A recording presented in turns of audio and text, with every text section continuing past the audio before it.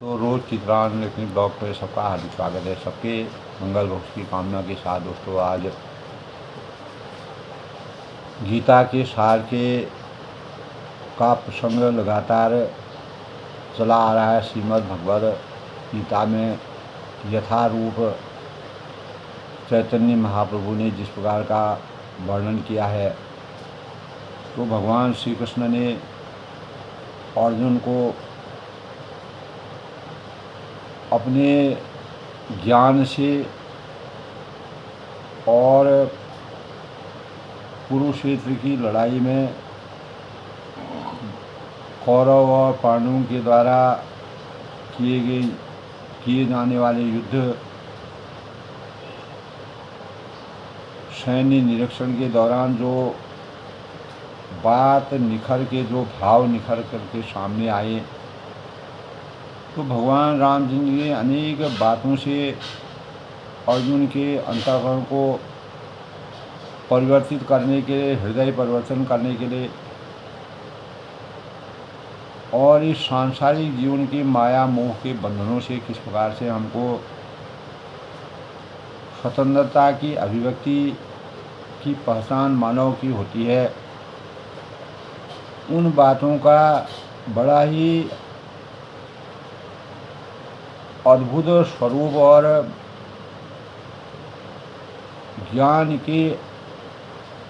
की समीक्षा और मानव चेतना को उभारने के लिए, धर्म की रक्षा करने के लिए और अधर्म का हमेशा के लिए समाप्त करने के लिए, न्याय को सर्वोपरि मानते हुए किसी प्रकार के अपने और पराये यानी निसंकोच भाव से, निस्वार्थ भाव से अपने जीवन को कैसे मनुष्य आगे का जीवन व्यतीत करता है, कैसे भावों को रख करके हम अपने जीवन में अपने लक्ष्यों तक पहुंचते हैं और कर्तव्यों के निर्वहन के लिए हमें किस प्रकार से अपने जीवन में कार्य करने चाहिए, उनके बारे में समूल वर्णन करते हुए अर्जुन के अंतःकरण में, क्योंकि अर्जुन ही एक ऐसे थे जिनको कुंती पुत्र अर्जुन जो मानव जीवन के और सही स्वरूप को जान सकते थे। तब भगवान श्री कृष्ण ने एक जगह कहा है, कर्मण्येव वा अधिकारस्तु मा फलेषु कदाचन, या कर्म फल हेतु भूरिया भूर्मा ते संगस्य कर्मण, यानी तुम्हें अपना कर्तव्य करने का अधिकार है। यह अधिकार तुमको सृष्टि द्वारा सृजित परमात्मा के द्वारा तुम्हें विद्यमान है, किंतु कर्मों के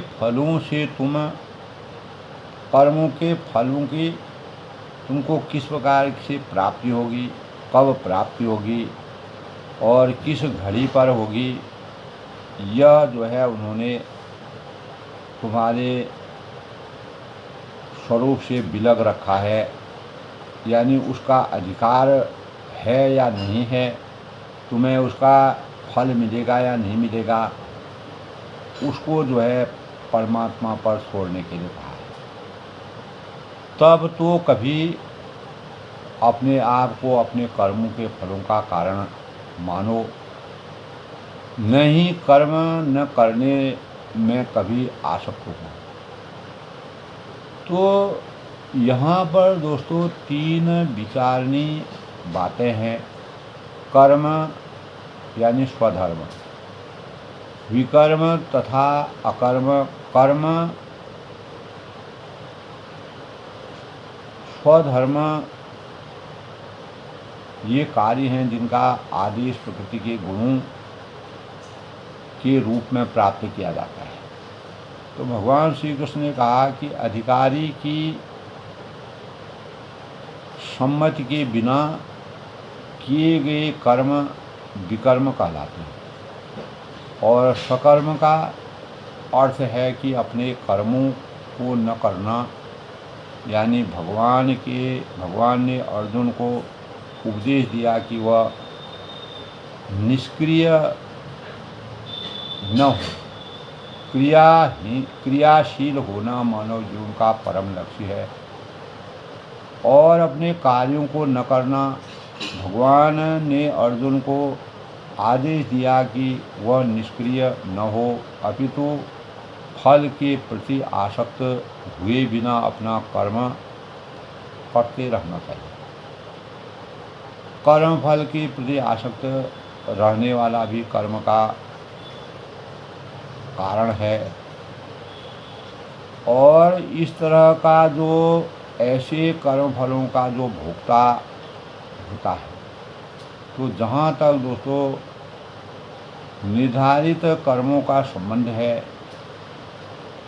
ये तीनों उप श्रेणियों के हो सकते हैं तथा नित्य कर्म और आपातकालीन कर्म तथा जो इच्छित कर्म है, नित्य कर्म फल की इच्छा बिना शास्त्रों के निर्देशानुसार सतोगुण में रहकर किए जाते हैं।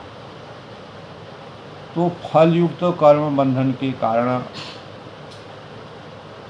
यानी कारण बनते हैं, अतः ऐसे कर्म अशुभ हैं। हर व्यक्ति को, हर मानव को, हर प्राणी को अपने कर्म पर जो कर्मों की आसक्ति जानता हो, कर्म करना जानता हो, कर्म के स्वरूप के का पूरा विधान जो जानता हो, उसे यह अधिकार है। किंतु जो फल से अनासक्त होकर, किसी प्रकार की आसक्ति से रहित होकर कर्म करना चाहिए। ये भगवद गीता में चैतन्य महाप्रभु ने भगवान श्री कृष्ण के द्वारा दिए गए अर्जुन को उपदेश। तो ऐसे निष्काम कर्म निसंदेश मुक्ति भय की ओर ले जाने वाले होते हैं। तो दोस्तों, अतएव भगवान ने अर्जुन को फल आसक्ति रहित होकर कर्म और स्वधर्म के रूप में सुख करने की आज्ञा दी और उनका यानी युद्ध विमुख होना, युद्ध से अलग रहना, विरत रहना आसक्ति का दूसरा पहलू है। ऐसी आसक्ति से कभी यानी मुक्ति पथ की प्राप्ति नहीं हो सकती है। तो आसक्ति चाहे दोस्तों स्वीकारात्मक हो या निषेधात्मक हो, पर बंधन का कारण है। तो अकर्म पापमय है, अतः कर्तव्य के रूप में युद्ध करना ही अर्जुन के लिए युक्ति का एकमात्र कल्याणकारी मार्ग है, जिससे कल्याणम भवन्तु की समीक्षा होगी। योगस्तु कुरु कर्माणि संगं, योगस्ति कुरु कर्माणि संगं स्थवक्ता धनुर्धव सिद्ध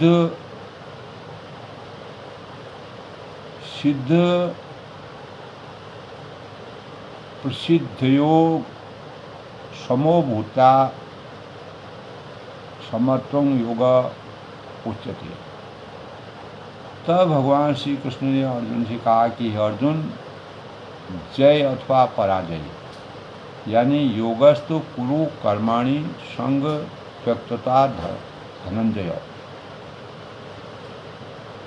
हे अर्जुन, जय तथा पराजय की जो समस्त आसक्ति त्याग कर संभाव से कर्म करो, ऐसी क्षमता योग कहलाती है। योग की यही सबसे बड़ी समीक्षा है।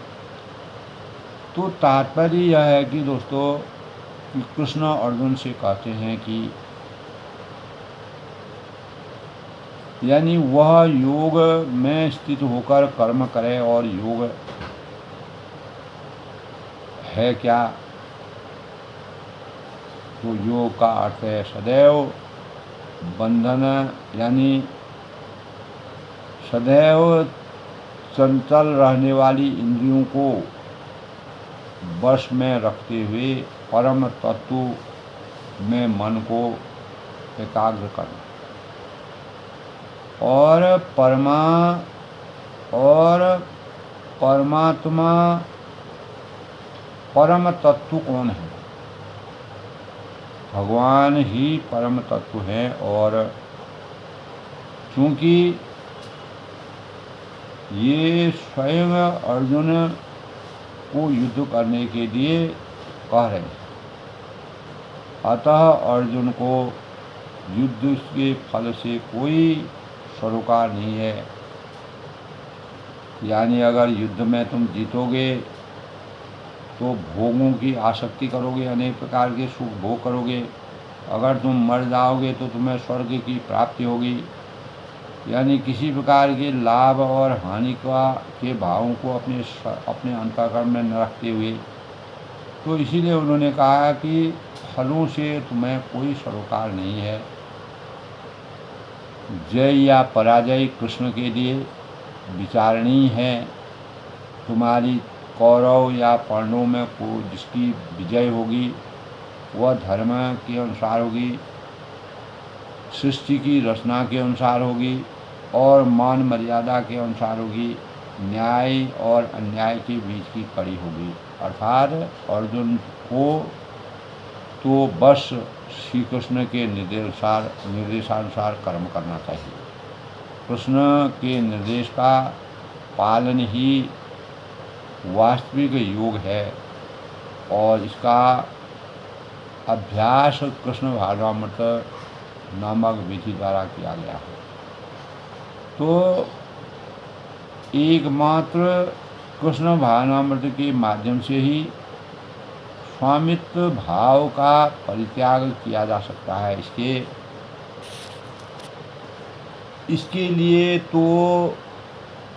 लिए उसे कृष्ण का दास या उनके वासों का दास करना होता है। कृष्ण भावनामृत में कर्म करने की यही एक विधि है जिससे योग में स्थित होकर कर्म किया जा सकता है। यानी अर्जुन क्षत्रिय है, अतः वह वर्णाश्रम धर्म का अनुयायी है। विष्णु पुराण में कहा गया है, भगवान श्री कृष्ण कहते हैं कि वर्णाश्रम धर्म का एकमात्र उद्देश्य विष्णु को प्रसन्न करना है, और सांसारिक नियम है कि लोग पहले अपनी तृप्ति करते हैं, किंतु यहाँ तो अपने को तुष्ट न करके कृष्ण को तुष्ट करना सर्वोपरि है। अतः कृष्ण को तुष्ट किए बिना कोई भी वर्णाश्रम धर्म का पालन नहीं कर सकता है।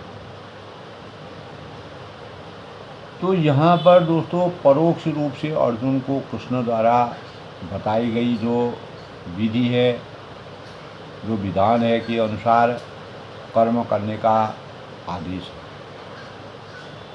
तो कहा है दूरेण ह्यवरं कर्म बुद्धि योग अबंधन जय बुद्धो शरणं गच्छसि कृपणां फल हेतव।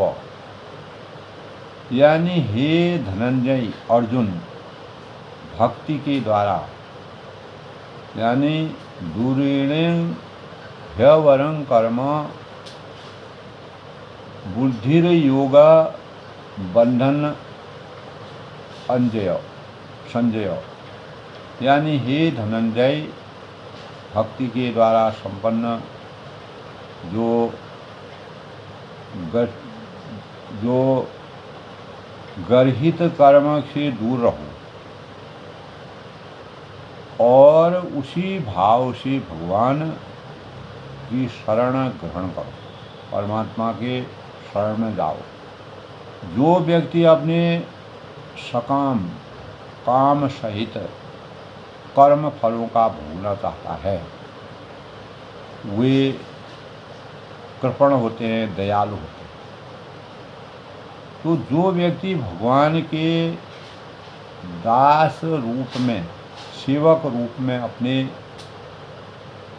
स्वरूप को समझ लेता है, बूझ लेता है, वह कृष्ण भावनामृत में स्थित रहने के अतिरिक्त सारे कर्मों को छोड़ देता है। तो जीव के लिए, किसी भी मानव यानी प्राणी मात्र के लिए ऐसी भक्ति कर्म का सही मार्ग है। केवल कृपण यानी दयालु ही अपने सकाम कर्मों का फल भोगना पाते हैं, किंतु इससे ये भवबंधन में और अधिक फंसते जाते हैं, माया के जाल में, सांसारिक भवबंधनों में फंसते हैं। कृष्ण भावनामृत के अतिरिक्त जितने भी कर्म संपन्न किए जाते हैं इस संसार में, इस सृष्टि में, ये गर्हित है, क्योंकि इससे कर्ता जन्म मृत्यु के चक्र में लगातार फंसा रहता है। अतः कभी इसकी आकांक्षा नहीं करनी चाहिए कि मैं कर्म का कारक बनूं। कृष्ण भावनामृत में हर कार्य कृष्ण जी की तुष्टि यानी तुष्टि के लिए किया जाता है, भगवान के स्वरूप के में समर्पण के लिए किया जाता है। और जो दयालु होते हैं को यह ज्ञात नहीं है कि देवगण या कठोर रूप से अर्जित जो संपत्ति का किस तरह सदुपयोग करें, कैसे उसका प्रयोग करें, और मनुष्य को अपनी सारी शक्ति कृष्ण भावनामृत में अर्जित करने में लगानी चाहिए। इससे उसका जीवन सफल हो सकेगा। और जो दयालु होते हैं, कृपण होते हैं कि भांति अभागे व्यक्ति जो मानव होते हैं वो अपनी मानवीय शक्ति को भगवान की सेवा में लगाते हैं। बुद्धिर युको जवा तीह उभे सुकृतो दुष्कृते तस्माद् उद्योगाय पूजस्य योग कर्मसु कौशलम। यानी भक्ति में, जो भक्ति भाव में संलग्न मनुष्य इस जीवन में ही अच्छे तथा बुरे कार्यों के से अपने को मुक्त कर लेता है। अतः योग के लिए प्रयत्न करना चाहिए, क्योंकि सारा कार्य कौशल वही है। पूरी जीवन की प्रक्रिया कार्य कौशल की प्रक्रिया की कार्य कौशलता ही है। अर्थात जीवात्मा अनादिकाल से ही अपने अच्छे तथा बुरे कर्म के फलों को संचित करता रहता है। तो फलतः वह निरंतर अपने स्वरूप से अनभिज्ञ बना रहता है, उसको ज्ञान ही नहीं होता है। इस अज्ञान में भगवद गीता के उपदेश से दूर किया जा सकता है। अज्ञान को दूर करने का, जिसको अपने यानी फल पर निरंतर अपने स्वरूप के से ही ज्ञान नहीं होता है, उसके लिए भगवद गीता के उपदेश से दूर, उसको हम भगवद गीता के उपदेशों से दूर कर सकते हैं। यह हमें पूर्ण रूप से भगवान श्री कृष्ण की शरण में आने तथा जन्म जन्मांतर में कर्म फल की जो श्रृंखला का शिकार बनने से मुक्त करने का उपदेश देती है। अतः अर्जुन को कृष्ण भावनामृत में कार्य करने के लिए कहा गया है, क्योंकि कर्म फल और स्फूर्ति होने की यही प्रक्रिया है। क्योंकि कर्मण्येवाधिकारस्तु मा फलेषु कदाचन, कर्म फल व शुद्ध होने का ही, कर्म फलों की शुद्धता का ही मानक है। तो कर्मजं बुद्धिर युक्ता ही फलं प्रत्यया मनीषी, जन्म बंधन विनिर्मुक्ता पदं गच्छ बंधनम मयम। क्योंकि इस तरह भगवान श्री कृष्ण कहते हैं, चैतन्य महाप्रभु ने इस प्रकार की समीक्षा की है। भगवान श्री कृष्ण द्वापर युग में मानव रूप में अवतीर्ण होकर के तो कौरव पांडवों के बीच की श्रृंखला में अपना न्याय का पक्ष लेते हुए समीक्षा करते हैं। तो अर्जुन को अनेक प्रकार के ज्ञान से संचित करके भगवत भक्ति में लगे रहकर बड़े बड़े ऋषि मुनि हैं अथवा भक्तगण हैं, अपने आप को इस भौतिक संसार के कर्म के फलों से मुक्त कर देते। और इस प्रकार से जो जन्म मृत्यु के चक्र से छूट जाते हैं, जन्म मृत्यु के बंधनों में वह नहीं पड़ते हैं और भगवान के पास जाकर उस अवस्था को प्राप्त करते हैं जो समस्त दुखों से परे हैं। किसी प्रकार का दुख नहीं है, कोई संशय नहीं है, किसी प्रकार की आसक्ति है, अनासक्त होकर के कार्य करने में परिणित हो जाते हैं। तो जिसने उन भगवानों के चरण कमल रूपी नाव को ग्रहण कर लिया है, जो दृश्य जगत के आश्रय में है और मुकुंद नाम के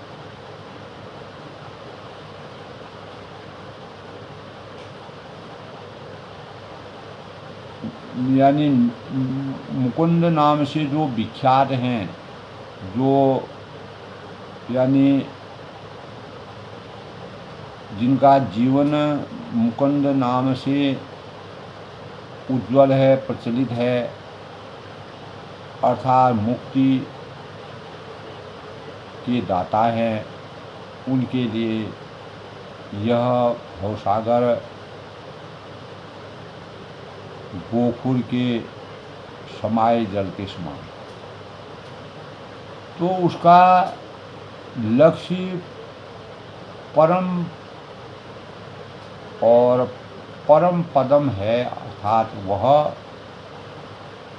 महान यानी वह स्थान जहाँ भौतिक कष्ट नहीं है, न ही वैकुंठ है, वह स्थान नहीं जहाँ पर संकट। तो अज्ञानवश मनुष्य यह नहीं समझ पाता है कि भौतिक जगत ऐसा दुखमय स्थान है जहाँ पग पग पर, पद पद पर, चिन्ह चिन्ह पर संकट है और केवल अज्ञानवश और अल्पज्ञानी पुरुष यह सोचकर कि कर्मों से वे सुखी रह सकते हैं, रह सकेंगे, तो सकाम कर्म करते हुए स्थिति को सहन करते हैं, तो उन्हें वह ज्ञात नहीं है कि इस संसार के से कहीं भी कोई भी शरीर दुखों से रहित नहीं है। संसार के जो सर्वत्र जीवन के दुख, जन्म मृत्यु जरा तथा व्याधि विद्यमान हैं, किंतु जो अपने वास्तविक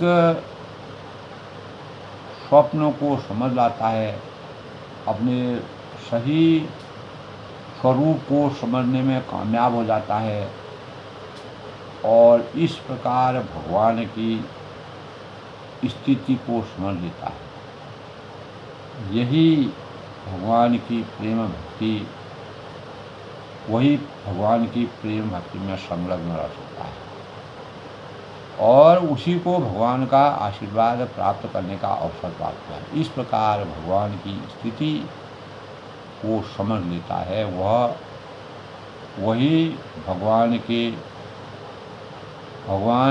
प्रेम भक्ति में से संलग्न रहता है और जिसके फलस्वरूप यह वैकुंठ धाम जाने का अधिकारी बन जाता है। तो जहाँ न तो भौतिक कष्टमय जीवन है, न ही काल का प्रभाव तथा मृत्यु है, यानी किसी भवबंधनों की आसक्ति से मुक्ति जहाँ है, तो अपने स्वरूप को जानने का अर्थ है कि भगवान की अलौकिक स्थिति को भी जानना। जो भगवान को सोचता है कि जीव की स्थिति तथा भगवान की स्थिति एक समान है, उसे समझो कि वह अंधकार में है, अज्ञान रूपी अंधकार में है। अज्ञान रूपी अंधकार से ज्ञान रूपी प्रकाश में लाने के लिए और स्वयं भगवत भक्ति करने में वह असमर्थ है, वह अपने आप को प्रभु मान लेता है और इस तरह जन्म मृत्यु के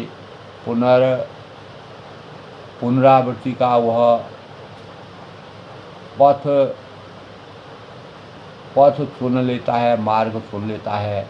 किंतु जो यह समझते हुए कि उसकी स्थिति सेवक की है, दास की है, अपने को भगवान की सेवा में समर्पित करता है, जिस प्रकार हनुमान जी ने, और यानी अनेकों रामचरितमानस में हनुमान जी ने और कृष्ण के अवतार में समर्पित मीरा ने, प्रहलाद ने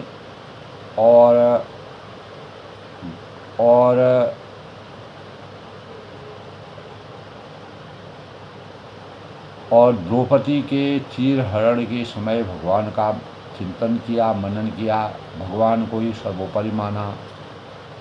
तो अन्याय की पराकाष्ठा या उच्चता से दूर होकर के उनका जीवन किस प्रकार परमात्मा ने सशक्त बनाया,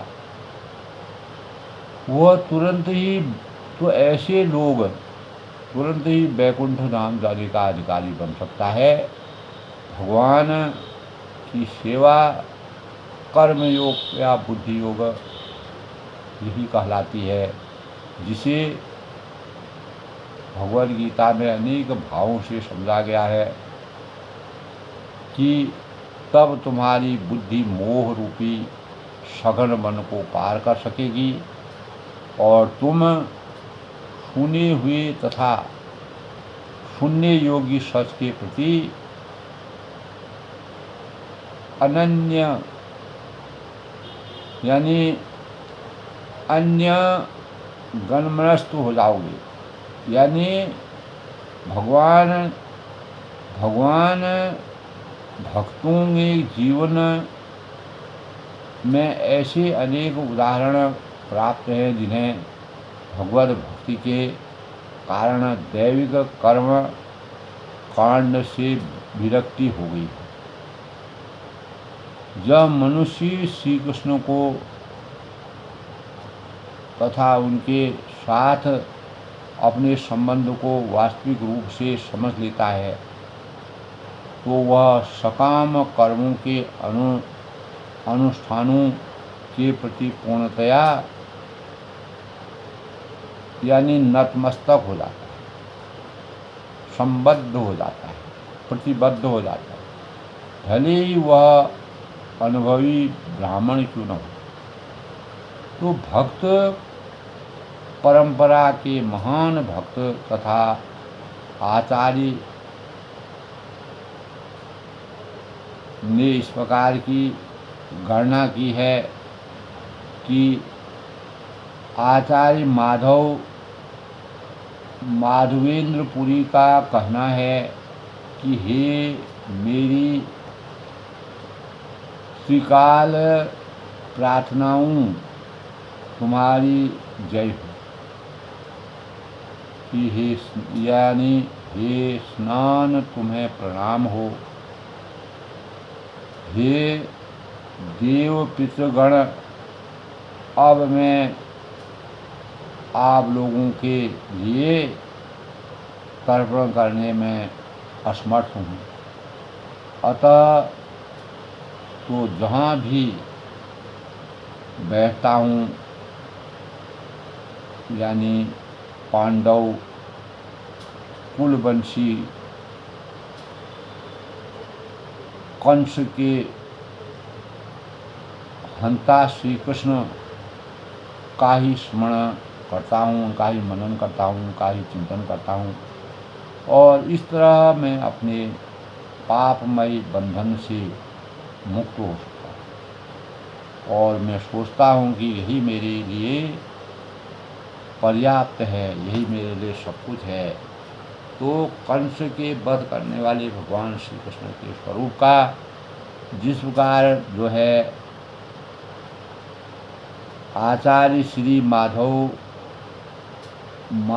बंदनपुरी ने अपने भावों में भगवान के स्वरूप का वास्तविक दर्शन प्राप्त किया है। तो गीता के सार में आज के प्रेरणादायक विषय में चैतन्य महाप्रभु ने अर्जुन को दी जाने वाली सीख के संबंध में अनेकों भाव प्रकट करके यानी जीवन के बुद्धि मोह रूपी सघन वन को पार कर जाएगी।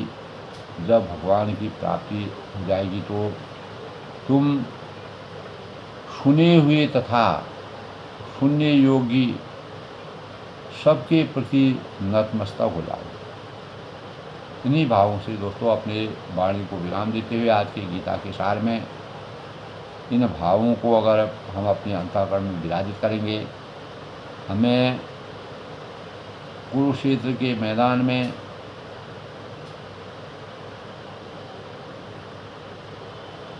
यानी कुरुक्षेत्र के मैदान में भगवान श्री कृष्ण और अर्जुन के बीच की जो अर्जुन को युद्ध करने के लिए प्रेरित करते हैं, रण क्षेत्र के निरीक्षण के दौरान और गीता के सार के अनुसार जो ज्ञान देना पड़ा वह अर्जुन के जीवन के लिए धन्य बना और वही भगवान श्री कृष्ण की प्रेरणा और चैतन्य महाप्रभु ने प्रेरणा के स्वरूप में मानव जीवन को कर्मण्येवाधिकारस्तु मा फलेषु कदाचन को सर्वोपरि माना। तो अपनी वाणी को विराम देता हूँ। सब लोग सुखी रहे, खुश रहे, प्रसन्न रहें। कल फिर नए प्रसंग के साथ, तब तक ले सबका आनंद।